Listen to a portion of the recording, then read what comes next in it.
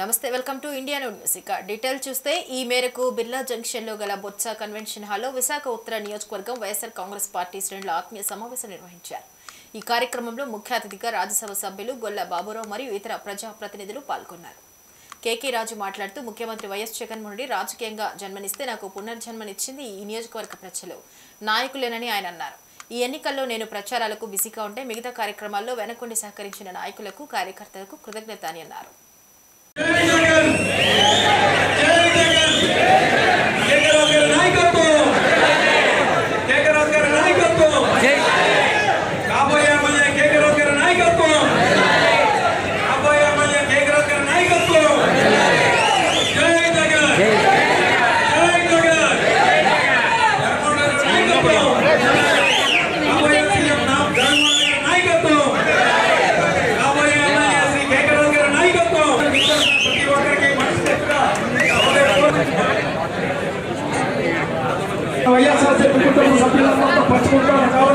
ఈ సమావేశానికి అధ్యక్షుడు ఐదవసంగా GVMC floor leader Shri Bala Srinivasarao గారిని కోరుతున్నాం.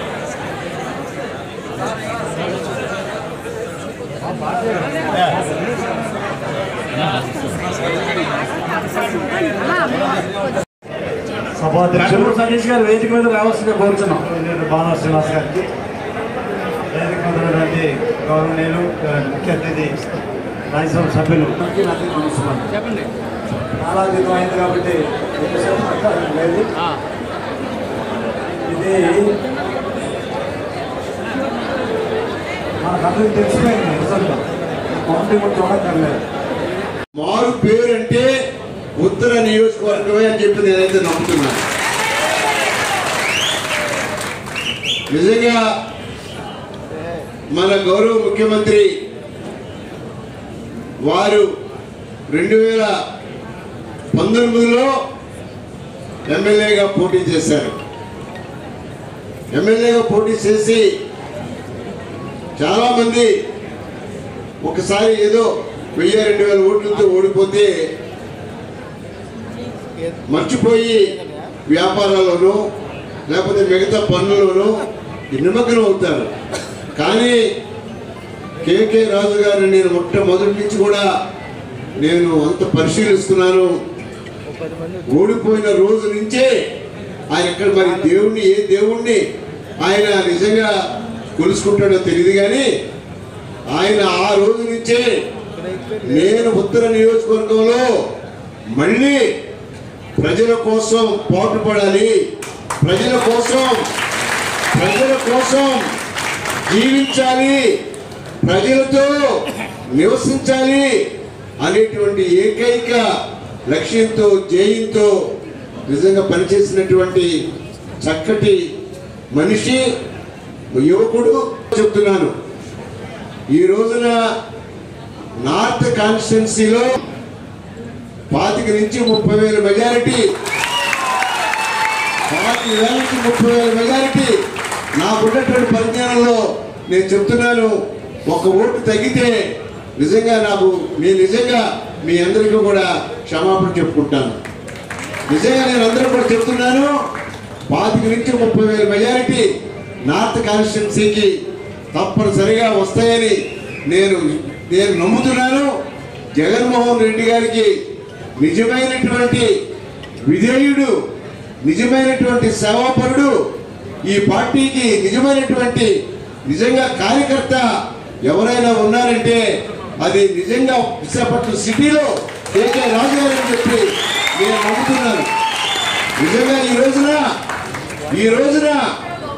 ఈ రోజున లేకపోతే మనకి అదృష్టం ఏంటంటే ఆ యొక్క ల్యాండ్ టైటిలింగ్ కూడా మనకు లేదు.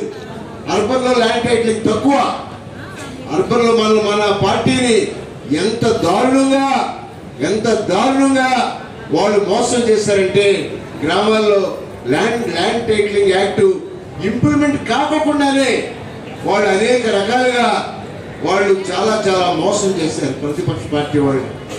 నేను మీ అందరికీ కూడా మనవి చేస్తున్నాను, అదృష్టం మీ అందరికీ కూడా కలుగుతుందని చెప్పి నేను భావిస్తున్నాను. ఈ రోజు మళ్ళీ రెండోసారి నేను అభ్యర్థిగా నిలబడడానికి జగన్మోహన్ రెడ్డి గారు నాకు ఆశీర్వదించడానికి అన్ని రకాలుగా కూడా సహాయ సహకారాలు అందించి నాకు పునర్జన్మనిచ్చిన వైఎస్ఆర్ కాంగ్రెస్ పార్టీ కుటుంబ సభ్యులందరికీ కూడా పేరు పేరున హృదయపూర్వక ధన్యవాదాలు, నమస్కారాలు తెలియజేసుకుంటూ ఈరోజు మొన్న జరిగిన ఎన్నికల సమయంలో ఈరోజు మీ అందరూ కూడా ప్రతి ఒక్కరు కూడా మీరే అభ్యర్థి అనే విధంగా ఏ విధంగా పోరాటం చేశారనేది మనందరికీ కూడా తెలిసిందే.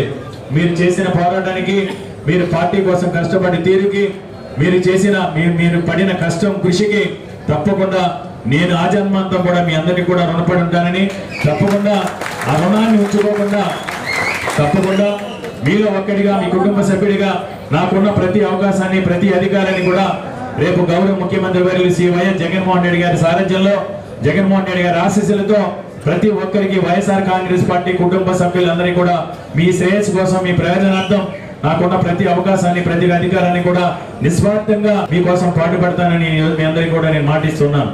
ఈరోజు ఎన్నికల సమయంలో మన నాయకుడి పైన, మన పార్టీ పైన ప్రతిపక్ష పార్టీలకు సంబంధించిన పత్రికలు కానీ, ఛానల్స్ లో కానీ మంచిని కూడా చెడుగా చూపించే ప్రయత్నం, విష ప్రచారాలు, దుర్మార్గ ప్రసారాలు, అసత్యాలతో, అబద్ధాలతో ఎవరు ఎన్ని కుట్రలు కుతంత్రాలు చేసినా మొక్కవోని ధైర్యంతో ఎక్కడ కూడా మన పార్టీ కార్యకర్తలు ఎవరు కూడా ఎక్కడ కూడా అధైర్యపడకుండా జరిగిన ఎన్నికల సమయంలో పోరాటం చేసి సైనికుల్లా ఈరోజు జగన్మోహన్ రెడ్డి గారి వెన్నంటి మేము ఉన్నామని ఈరోజు సైనికుల్లా పోరాటం చేసిన మీ అందరికీ కూడా నేను శిరస్సు ఉంచి ధన్యవాదాలు తెలియజేసుకుంటూ మన ఎన్నికల సమయంలో విశాఖ ఉత్తర నియోజకవర్గం నుంచి తప్పకుండా గెలుస్తున్నాం.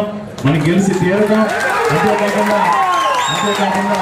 అంతేకాకుండా తప్పకుండా వైఎస్ఆర్ కాంగ్రెస్ పార్టీ అధికారంలోకి రాష్ట్రంలో 2019 కంటే కూడా మెరుగైన పల్లెలతో వైఎస్ఆర్ కాంగ్రెస్ పార్టీ రాష్ట్రంలోకి అధికారంలో రాకపోతోంది. జగన్మోహన్ రెడ్డి గారు విశాఖపట్నంలోనే రెండోసారి ముఖ్యమంత్రిగా ప్రమాణ స్వీకారం చేయబోతా ఉన్నారు.